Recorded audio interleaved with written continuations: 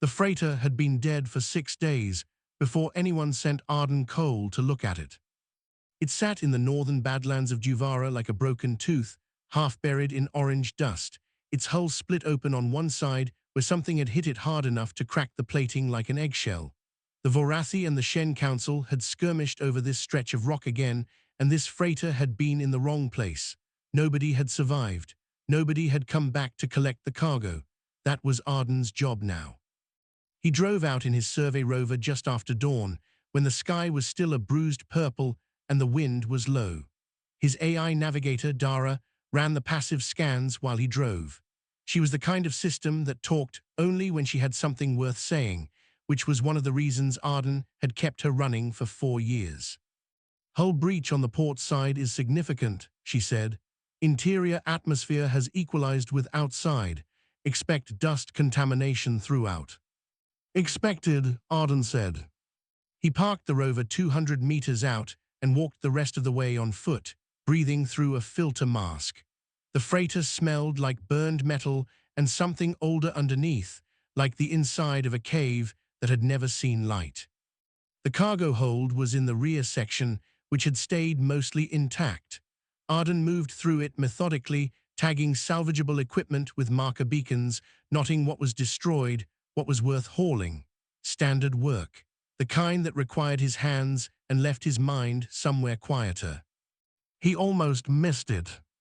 The containment pod was tucked in a recessed alcove behind a collapsed shelf unit. It was about the size of a trunk, sealed with biological-grade locks, and it was cracked along one seam, not broken open, just compromised enough that the seal was slowly failing. A faint amber light pulsed from inside, steady and slow. Arden crouched in front of it. The alien text on the side took Dara a moment to translate through his earpiece. Vorathi eternal lineage, extreme biological hazard, return to Vault Prime upon discovery. A pause. Vorathi have been extinct for approximately 3,000 years. "What's inside?" "An egg," Dara said. "Biological mass consistent with a large reptilian embryo. It is alive. Fetal movement detected through the casing." Arden looked at the cracked seal. The pod was losing atmosphere slowly.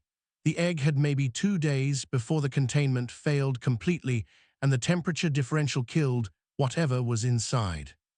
He called his base station, spoke to the duty coordinator, a man named Reeves who communicated entirely in monosyllables when he was uncomfortable. "Leave it," Reeves said. "Vorathi property is a political nightmare. If it's Shen Council cargo, touching it makes us liable. If it's Vorathi, same problem. It's been dead 3,000 years. A few more days won't matter." Arden said he understood. He walked back to the rover, loaded the equipment markers, sat for a moment with his hands on the steering control. Then he turned around. He carried the pod to the rover himself, strapped it in the cargo bay with moving blankets and 2 spare heat packs against the seam, and drove back to his base through the rising morning wind. He did not file a report. The egg hatched that night. He had been sitting beside it with a bowl of reconstituted protein soup, not entirely sure why, when the casing began to move. Not crack, move, from the inside, something pushing against the shell in a slow, deliberate rhythm, like knocking. Arden set down his soup. The shell came apart in sections, each piece falling cleanly outward, and what was inside unfolded itself into the light of his base unit. She was small enough to hold in 2 hands. Her scales were pale gold with a silver edge on each one, catching the light and splitting it into thin, clean lines across the floor. Her wings were folded tight against her back, wet still from the shell. 4 legs, a tail that curled immediately around her own body, and a head that was narrow and sharp-featured, built for intelligence before it was built for anything else. She looked around the room with eyes the color of heated copper. Then she found Arden. She did not look away from him after that. She made one sound, a soft, rising note that was somewhere between a question and a statement, and took 2 unsteady steps toward him across the floor. Arden held out one hand, palm up. She walked onto it without hesitation and settled there. and he could feel her warmth through his palm, even through the remnant damp of the shell. He did not have a name for her immediately. He spent about 20 minutes trying different sounds until she responded to one by lifting her head. He called her Solil. It was close to midnight when Dara spoke again. "I have finished analyzing the biological markers from the pod's medical log," she said.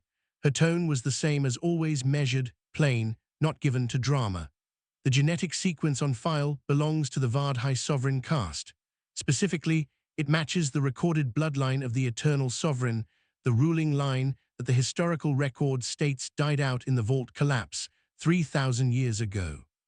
Solil had fallen asleep in Arden's palm, curled tight, her tail over her nose.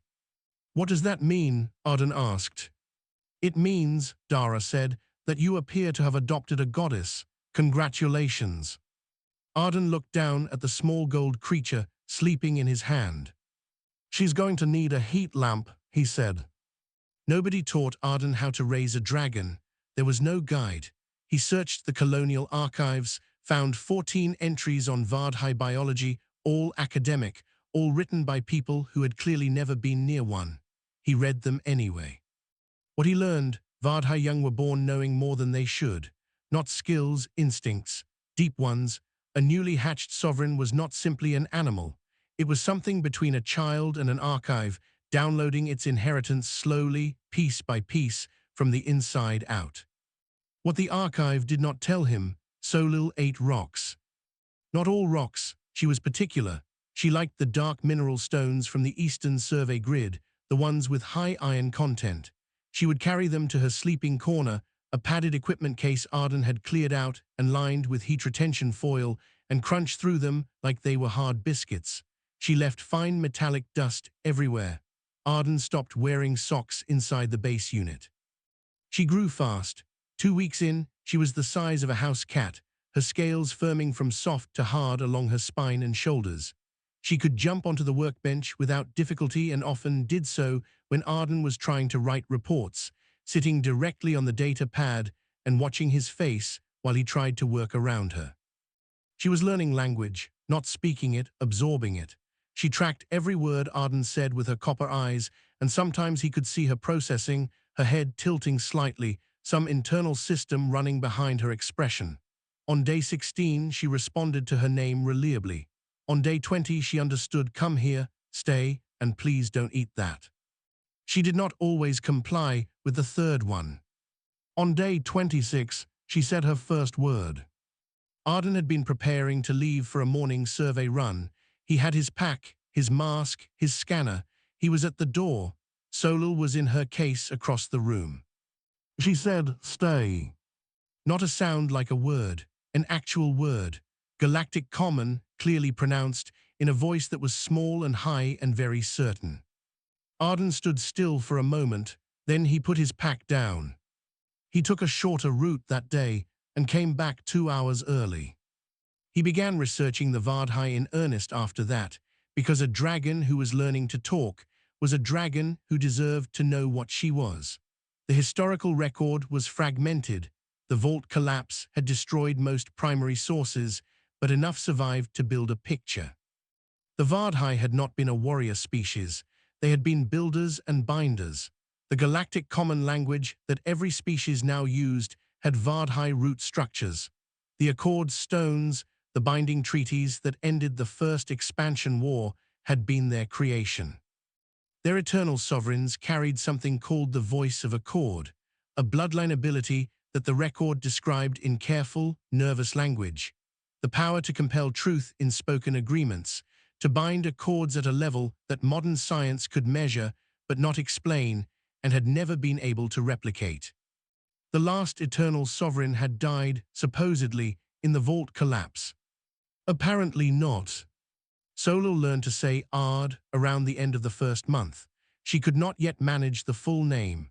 She used it for everything, calling him to meals she had decided they should share, alerting him when something outside moved, waking him at night when the Highland wind rattled the base unit walls, and she wanted the reassurance of his hand on her back. It took him longer than it should have to realize she had simply decided it was his name. He did not correct her. Ren arrived at Juvara station on a routine medical rotation in the middle of the second month, and Arden made the mistake of letting her into the base unit before he had thought of a reasonable explanation for Solil. Ren was a practical woman. She had spent 4 years posting to fringe colony worlds and had stopped being surprised by most things. She walked in, saw Solil sitting on the workbench, and stopped. Solil looked at her. Ren looked at Solil. Solil said, "Ard," in a tone that clearly meant, "Is this one safe?" Arden said, "Her name is Solil. She's a Vardhai. Please don't ask me to explain how." Ren sat down on the nearest surface. Is she talking?" "A little." Ren stared for another 10 seconds. Then something in her face completely gave up on being professional, and she said, in a voice reserved for things that are unfairly wonderful, "She's so small." Solil, apparently satisfied by this reaction, walked across the workbench and stepped onto Ren's arm. They were fine after that. Ren's assessment, delivered to Arden quietly while Solil slept. 3 different galactic factions maintained standing legal claims on any surviving Vardhai heritage material. The Vorathi collective treated Vardhai artifacts as property of war, spoils from the old conflict. The Shen Council's Antiquities Division considered them academic property of the galaxy's historical record. The third, Ren was less sure about. Old records, something called the Vault Keepers. "None of them," Ren said, "are going to react well when they find out." Dara's voice came from the overhead speakers, calm as always.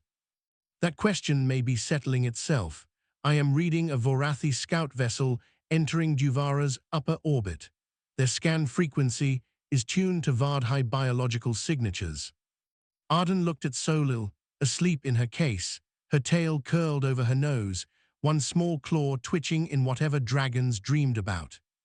"How long before they find us?" "At current scan resolution," Dara said, "approximately 4 hours." Arden poured himself a cup of cold coffee and sat down to think. The Vorathi envoy came to Juvara station the next morning under diplomatic flag, which meant Arden had to let him through the outer gate. He was tall, blue-gray, with the narrow skull and wide shoulder structure typical of the collective's administrative caste. He wore a recording pin on his collar. He was very polite. His name was Drev. He presented a data chip to the station's legal terminal with the efficiency of someone who had done this before and expected it to go smoothly. "Biological reclamation rite," he said. "Cargo manifest reference V7441, a Vardhai developmental unit registered as collective salvage from the Juvara skirmish site. Our scans confirm it is here." He folded his hands. "You have 72 hours to surrender the asset." Arden read the writ. Drev waited. "She's not an asset," Arden said. Drev smiled the way people smile when they're being patient with someone who doesn't understand how things work. "The Vardhai species is extinct. Under collective salvage law, any surviving biological material defaults to property of the recovering party. The recovering party in this case is the Vorathi collective." "She talks," Arden said. "I'm sorry." "She uses language, she reasons, she has a name." Arden set the data chip on the counter. "Under colonial reach authority law, specifically the biological personhood provision, Section 4, established after the Karath uplift crisis, any organism demonstrating language acquisition, social bonding, and self-directed reasoning is a legal person, not property." Drev's smile stayed where it was but stopped doing anything. "That is a human law. This is a human colony world." There was a silence. Drev picked up the data chip. "You have 72 hours, he said again, and left. Arden waited until the diplomatic transport lifted off. Then he got to work. The Vorathi were used to 2 kinds of responses, compliance or armed resistance. They had legal counters to both. What they had very little practice handling was a human with a communication array and 72 hours of free time. Arden filed the counterclaim through the Colonial Reach Authority legal system. That was the first thing, get it on the record, time-stamped, clear. Then he opened broadcasts. He didn't perform outrage. He didn't make speeches. He sat in front of his comm unit and spoke plainly, the way he would explain a problem to someone he respected. There was a child, she had a name, she could speak, and a piece of paper said she was property. He described what Solal had said when she first spoke. He described her eating rocks and sleeping on his chest. He said he was not a politician, and he was not asking for anything except for people to know this was happening. He sent it to every human journalist network, every colonial authority observer, every legal advocacy organization within broadcast range. Then he waited. The response was not slow. The Colonial Reach Authority, which had previously communicated its complete disinterest in the situation through Reeves and his monosyllables, suddenly had opinions. 3 human legal advocacy groups filed injunctions against the writ before the first day was out. A retired admiral named Bast, who had negotiated the original Juvara station charter, released a public statement saying that any forced removal of a sapient child from a legal guardian would be treated as a hostile act under colonial protection agreements. She used the words sapient child 7 times in 4 sentences, which Wren said was deliberate. The human networks ran the story. Then the wider galactic networks picked it up, because the wider galactic networks had learned that when humans made noise about something, there was usually a reason. The Vorathi collective was not used to this. There was no military action to respond to. There was no negotiation table to control. There were just humans talking very loudly to anyone who would listen, using words like child and person and property in the same sentence until the combination started to sound genuinely ugly. The 72 hours ended. Drev returned to Juvara station. This time he had 2 armed escorts in light armor. He was still polite. The recording pin was still on his collar. Arden stood at the gate. Wren stood beside him. Solal sat on Arden's left shoulder, watching. Drev stopped 3 meters out. The writ stands. We are here to collect the asset. Nobody moved. Solal turned her head and looked at the 2 armed escorts. Her copper eyes moved from one to the other, slow and deliberate, the way she looked at things when she was deciding what they were. Then she looked at Drev. She stepped forward on Arden's shoulder, steadied herself with one claw, and spoke. Her galactic common was clear. Each word was placed with the care of something that had been understood before it was spoken. He is my father. I am not property. Leave. The escort stopped. Not because of volume, she was not loud. Not because of threat, she was the size of a medium dog, wings still too small for flight. They stopped because the words landed differently than words usually landed. Wren said afterward that it felt like the air had heard the statement and was waiting to find out if anyone planned to argue with it. Nobody argued. Drev stood very still for a long moment. Then he turned and walked back to his transport without a word. The escorts followed. Arden let out a breath. Wren made a small, shaky sound. Solal stepped back from the edge of his shoulder and pressed her head briefly against his jaw. Warm scales, solid and real. They went inside. That night, Dara flagged an encrypted transmission moving through the system's deep relay, not Vorathi frequencies, something older, something that had been dormant in the network infrastructure for a very long time, waiting for a specific biological signature to appear. It had found what it was looking for. It was already sending a response. 3 days after the Vorathi left, the Colonial Reach Authority moved Arden, Wren, and Solal off Juvara. They did not ask. They issued a security relocation order, cited active threat assessments, and sent a mid-range transport to collect them before Arden had finished packing. Dara transferred herself to the ship's navigation auxiliary without complaint.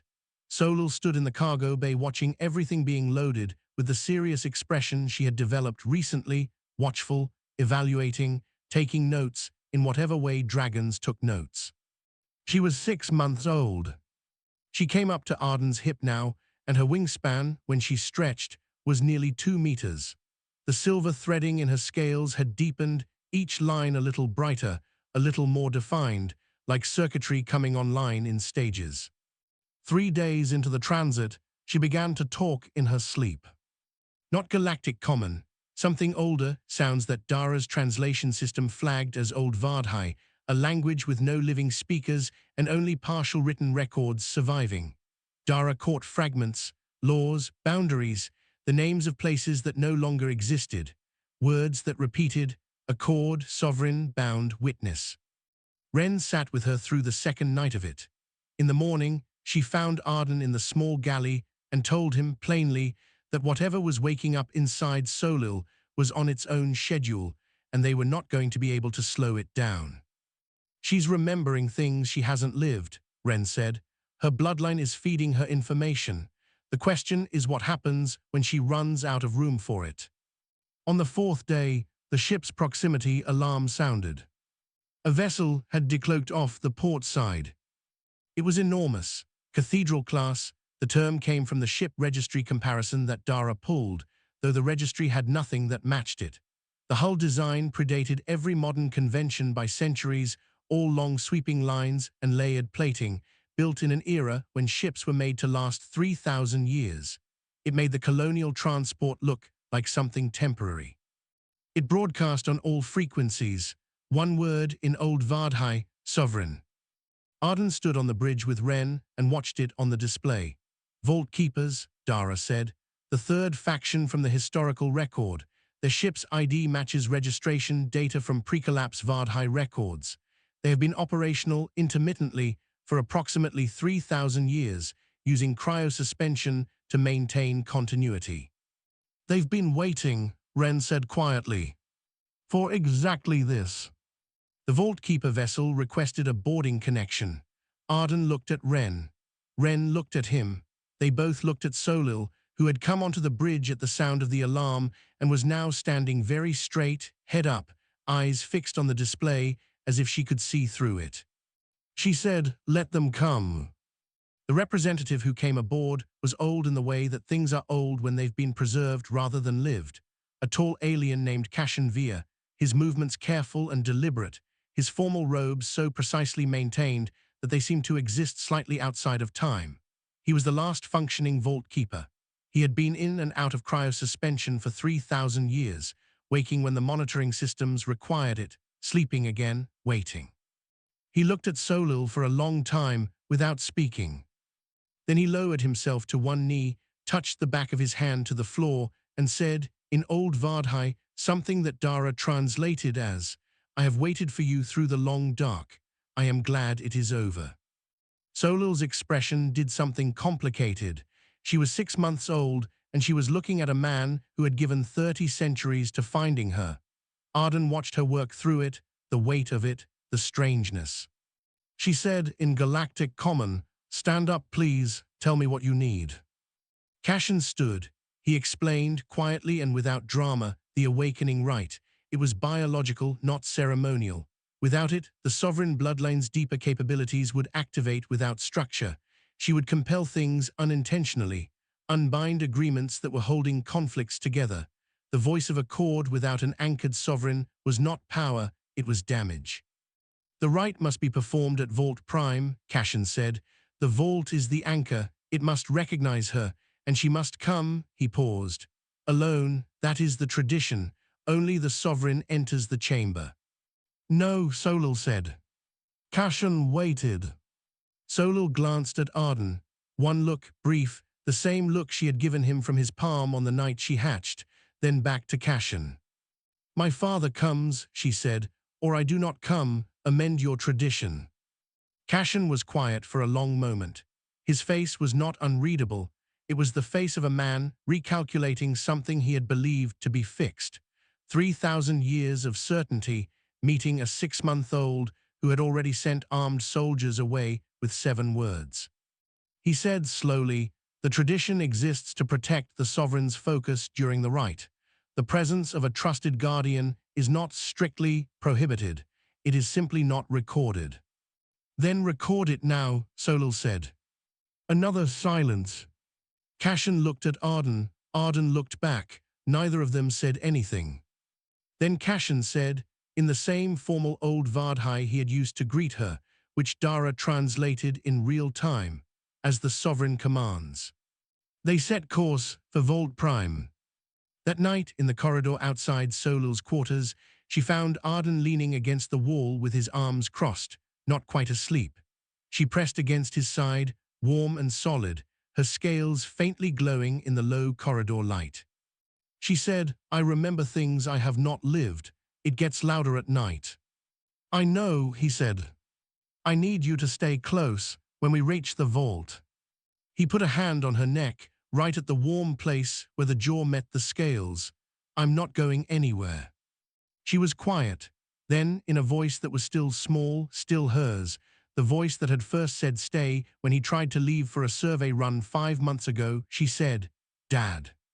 Not Ard, the real word, for the first time.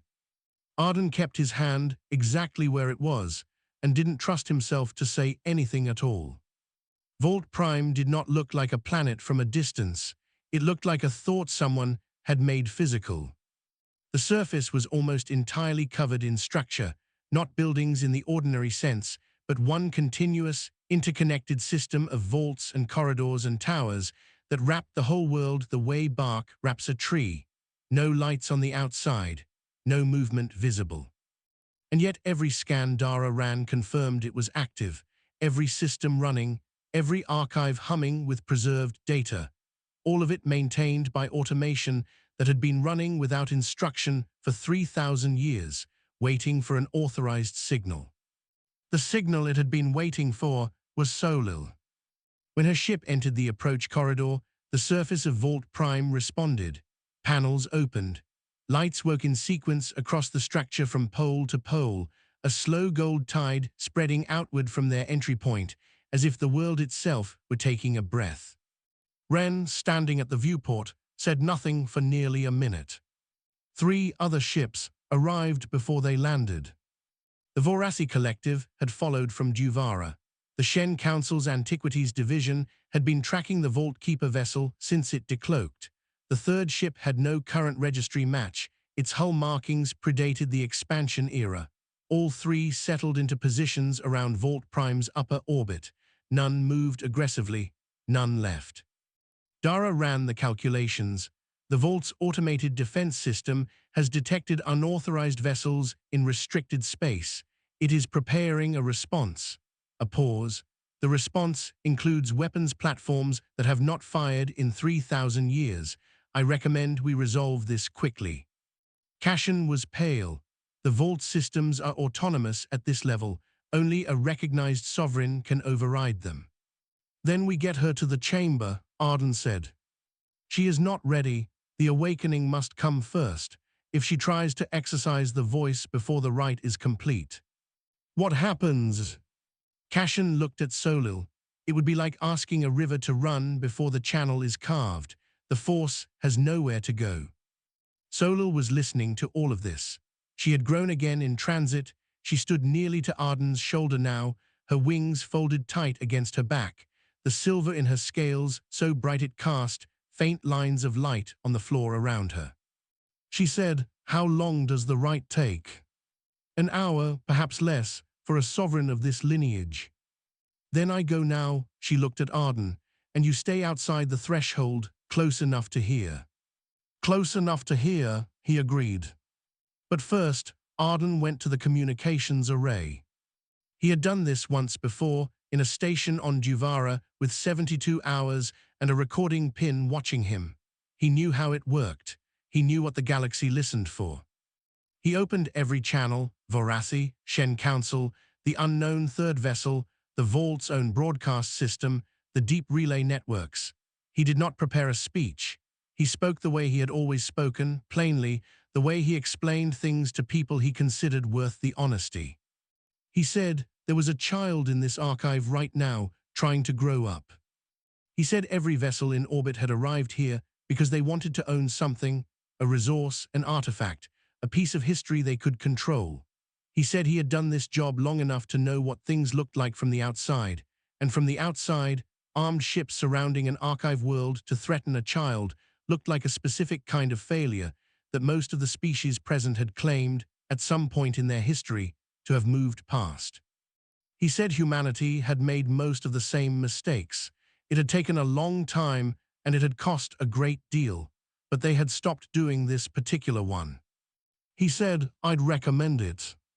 Then he closed the channel and went to stand outside the awakening chamber door. The chamber was deep in the vault's core, a room of pale stone and active archive panels lit from within the floor, filled with a low hum that Arden felt more in his chest than heard with his ears. He stood in the doorway. Solil walked inside without looking back. The door did not close. He could hear her breathing. He could hear the vault systems responding to her presence, sounds changing, deepening, like an instrument being tuned. Cashin stood a few meters behind Arden, hands clasped, not speaking. It took 40 minutes. He knew it was done when the hum stopped. The silence was not empty. It was the silence of something completed, settled, placed correctly in the world. Solil walked out of the chamber. She was larger, not dramatically, a few inches maybe, but her posture had changed in a way that had nothing to do with size. The glow in her scales was constant now, not pulsing but steady, like something had switched from searching mode to running mode. Her eyes were the same copper they had always been, but there was depth in them now that had not been there before, something old, present behind the thing that was still her. She saw Arden, and she made the same sound she had made the night she hatched, that small, rising note, somewhere between a question and a statement. Still her. She crossed to the broadcast room. The vault system accepted her authorization without prompt. She stood before the input panel for a moment, composing the words the way she always composed her words, carefully, with the weight of someone who understood that language was not decoration. Then she spoke. The voice of a chord, used for the first time in 3,000 years, was not loud. It did not shake the walls. It was simply a statement that the universe appeared to be waiting to hear confirmed. Vault Prime was sovereign neutral ground. No faction could claim it. Every species could access the archives under terms of peaceful scholarship. These terms were bound. In orbit above them, all three ships powered down their weapons. Cashin made a sound Arden did not have a word for, not quite relief, and not quite grief, something that lived in the space between a very long wait ending and the thing you had waited for finally becoming real. He pressed his forehead to the floor. Solil put a wing briefly over his back.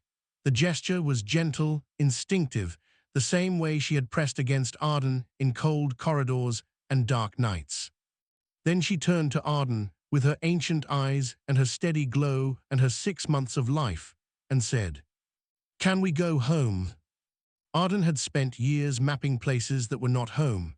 He had a rover and a survey license and a very small base unit on a dusty colony world. He had a heat lamp and a padded equipment case and metallic dust in places he would never entirely clean. He said, "Yeah, kid, let's go home." The highlands of Juvara were cold in the early part of the year, when the wind came down from the northern ridge and moved across the open rock in long, flat sweeps that made the grasses bend all the same direction. Arden had not intended to like this place. He had intended it to be a posting, then a posting that lasted longer than expected, and somewhere in between it had become something else. He built the stone house himself over the course of 2 months, using local rock from the survey grid and prefab fittings from the station supply. It sat at the edge of the highland shelf, with the valley on one side and the open sky on the other. It had 4 rooms. One of them was very large, with a ceiling clearance of 6 meters because he had measured and planned ahead. Solil was 1 year old. She was the size of a draft animal now, amber scales and constant silver glow, and she moved through the highland landscape with a certainty that the land itself seemed to arrange around. She spent 3 days a week at Vault Prime, studying the archives with Cashin. She spent the rest of her time on Juvara, and on the days when she was home she could usually be found in one of 3 places: the large room, the highland shelf, or within 20 meters of Arden. She never drifted farther than that, not because she couldn't, because she didn't want to. The stone house had become, without anyone planning it, the most important meeting room in the known galaxy. It had started with Cashin visiting to review archive materials. Then a Shen Council academic had requested a scholarly meeting and been told, politely, that the sovereign held meetings at her home or not at all. The academic had come to Juvara. Then a Vorathi cultural representative. Then a delegation from the third vessel, an old species called the Tauran, who had been in self-imposed isolation for 2 centuries and had come out specifically because the voice of Accord had been heard again. Arden made tea for all of them. He had gotten better at it. Ren had taken a permanent posting at Havara Station's medical facility. She came to the stone house twice a week, sometimes 3 times, on the days when her shift allowed it. She and Arden had settled into a way of being around each other that had slowly, without either of them announcing it, stopped being simply friendship and become something neither of them had found the right moment to name yet. Solil found this deeply entertaining. She had the expression of someone watching a slow and obvious process unfold and choosing, for reasons of personal amusement, not to comment. The formal apology arrived by diplomatic transmission in the middle of the 3rd month after Vault Prime. It was from the Vorathi Collective. Their High Administrator had signed it personally. Ren read it first and came to find Arden in the survey room where he was updating grid maps he hadn't touched since before any of this started. "It's addressed to you," she said, "and to Solil." The writ called him Guardian of the Vardhai Sovereign. It called Solil Sovereign of the Vardhai Eternal Lineage. It acknowledged that the reclamation writ had been issued in error, not a legal error, but a moral one, and used language that no Vorathi diplomatic document had ever used before. "We were wrong." Dara noted, from her station in the rover parked outside, that it was the first formal apology in Vorathi recorded diplomatic history. Solil read the full document sitting on the stone floor of the large room, the morning light catching her scales and spreading gold across the walls. She read it twice. Then she went to Arden's desk, took paper and a pen. She preferred to draft important things by hand in the physical, considered way, and wrote a response. She accepted the apology. She acknowledged the sincerity of it.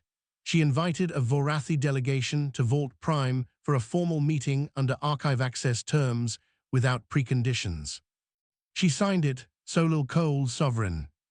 Arden happened to be standing beside the desk when she signed it. He read the signature. He didn't say anything.